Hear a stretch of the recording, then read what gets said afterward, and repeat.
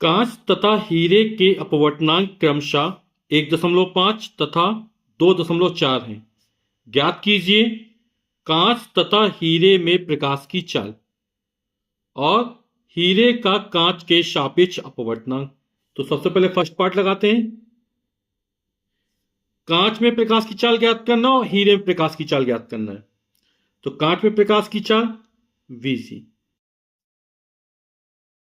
अब लोग सूत्र जानते क्या होगा, निर्वात में प्रकाश की चाल बटे माध्यम का अपवर्तनांक।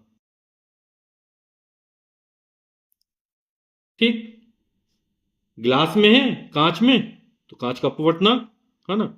यहां पर 1.5 क्या दिया है, वायु के सापेक्ष कांच का अपवर्तनांक, यानी ANG है, NG बोल सकते हैं। और कितना है 1.5।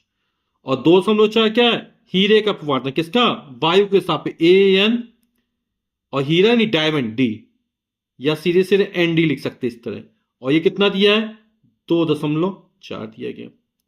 आप लोग जानते हैं अपवर्तनांक स्मॉल n बराबर क्या होता है, निर्वात में प्रकाश की चाल बटे उस माध्यम में प्रकाश की चाल जिसमें प्रकाश होकर जाता है।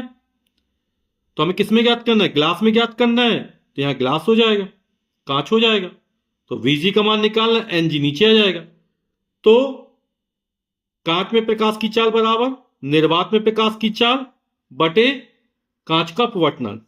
मान रख देते हैं, निर्वात में प्रकाश की चाल कितनी होती, 3 × 10⁸ मीटर प्रति सेकेंड।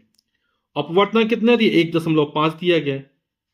दशमलव में 0 बढ़ाएंगे 30 हो, या 15 कम 15, 15 दूनी 30 हो जाएगा, है ना। तो ये अगर 2 × 10⁸ और 4 का मात्रा क्या होता है, मीटर प्रति सेकेंड। अब हीरे प्रकाश की चाल ज्ञात करना है, यानी डायमंड में VD लिख दिया, तो ये हो जाएगा C/ND। निर्वात में प्रकाश की चाल 3 × 10⁸ मीटर प्रति सेकेंड। और ND का मान कितना है, AND और ND 2.4, हीरे के अपवर्तनांक वायु के सापेक्ष। तो 0.0 बढ़ाएंगे, हो जाएगा 30/24 × 10⁸। 6 चौको 24, 6 पंचे 30, है ना, यानी 5/4 हो जाएगा × 10⁸। 4 एकम 4, 1 बचा रहेगा, दशमलव लगाएं 0 में आएंगे 10 हो जाएगा, 4 दूनी 8, फिर 2 बचा रहेगा, फिर 0 बढ़ाएंगे, 4 पंचे 20। तो 1.25 × 10⁸ मीटर प्रति सेकेंड।